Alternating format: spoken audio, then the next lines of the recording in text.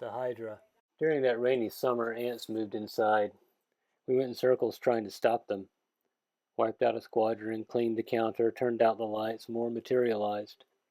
We could see why people accepted spontaneous generation, why philosophers argued with Leeuwenhoek until animal kills loomed before them under his microscope. You need magnification and persistence to get to the bottom of things. Those tiles are sterile, but not flawless. Upon closer scrutiny, you'll find a crack, maybe several obscure portals where trouble seeps in. I still prefer maps to GPS. I want the journey spread out before me in symbol and scale, orientation to the spaces I won't cross as well as the place I'm standing. The little lady in my phone never fails to know precisely where I should turn. Still, it seems like blind faith to listen without checking the map, as if I were a monk with the rosary or a Greek hero taking cues from Aphrodite. But the lady's eyes are sharp, her vista wide.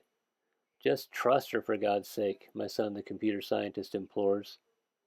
With the lady or the map, what's the worst that can happen? A right rather than a left, an unintended detour where you see a street you would otherwise miss, lawns of 10 animals on no map, a deli called Arcadia. Once at a traffic light, a guy and his girlfriend jumped into my car. He was jonesing, demanded to be driven to his friend's deli.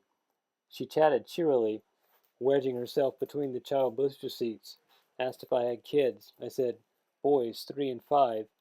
Bet you're a good dad, she sighed. He changed his mind and said, fuck it, how about $60, just a loan? And she laughed. You only now met him. I lied that I didn't carry cash and steered us toward a busy street. Find an ATM, he shouted, coming down hard, slapping the dashboard, reaching under his jacket, then pausing. She said, just drop us there, pointing to a garage. His cousin owns it. He muttered, yes, Richie, until I stopped and she said, thanks, like the teenage cashier at the ice cream parlor, and they piled out into the darkness. When I saw them again a month later, they didn't recognize me, or pretended not to. It's impossible to say. I looked away. They were holding hands. BQ, I say that getting rid of troubles and cares, declared the Buddha, is possible for one who knows and who sees. But it's hard to see, let alone know. In ninth grade biology, my partner and I found a budding hydra in a drop of pond water. Amy saw it.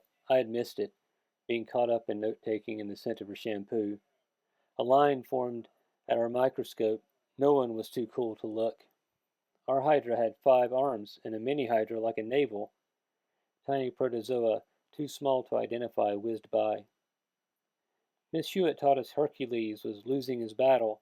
Snakehead spontaneously regenerated as soon as he sliced one off, until his nephew, Aeolus, holding the light for him, shoved his torch into the headless necks. There's always more to understand if you get closer and brighten the light, persist and magnify. Even still, you'll stare right at a tentacled marvel without seeing it. So why not listen to the lady? She's trying to direct you, maybe get you out of a tight fix, and her vision is 2020.